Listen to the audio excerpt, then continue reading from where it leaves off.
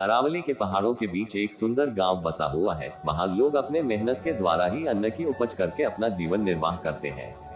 पशुपालन और कृषि उनके जीवन का अभिन्न अंग है। वह मनोरंजन के लिए ताश खेलते हैं, मुर्गियों का युद्ध कराते हैं और महिलाएं टोकरी बनाना, जुड़ा बनाना आदि छोटे मोटे लघु उद्योग का कार्य करती है। गांव के बाहर एक कच्चा कुआं है। रात के अंधेरे में वहां कोई भी नहीं जाता, क्योंकि उस कुएं के बारे में कई सारी कहानियां लोगों ने सुन चुकी थी। कुछ लोग कहते हैं उस गांव के कुएं के पास बहुत सारे भूत रात को पानी पीने आते हैं। कुछ लोग बताते हैं कि एक दिन राहगीर उस कुएं में गिरकर मर गया था और उसकी आत्मा अब वही भटकती रहती है और कोई जाता है तो उसे मार डालती है।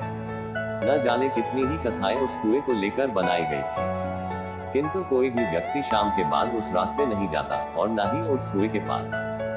एक दिन की बात है, गांव में लोग आपस में उस कुएं को लेकर बात कर रहे थे। उसमें एक लोहार भी शामिल था। उसने सभी की बातों को काटते हुए कहा कि भूत नहीं होता और मैं भूत को नहीं मानता हूँ।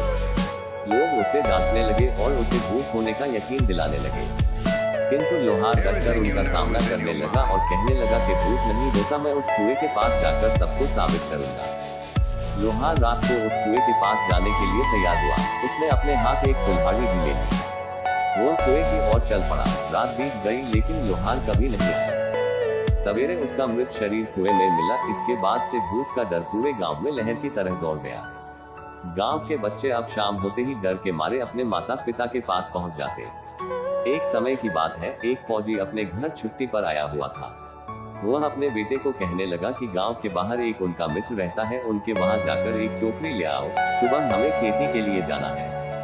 इस पर फौजी का बेटा अमृत डर से वहां जाने के लिए मना कर दिया। फौजी ने उसके डर का कारण जाना तो समझ में आया कि गांव में भूतों का भय है, जिसके कारण पूरा गांव रात के अंधेरे में बाहर ही नहीं निकलता। इस डर को अपने बेटे के जहन से दूर करने के लिए फौजी ने ठान लिया, क्योंकि वह फौजी का बेटा था और फौजी के सामने डर नाम की कोई चीज नहीं होती। फौजी ने एक टॉर्च लिया और अपने बेटे के साथ टहलने के लिए बाहर निकल गया। अमृत डरते डरते अपने पिता के पीछे हाथ पकड़कर चलता रहा।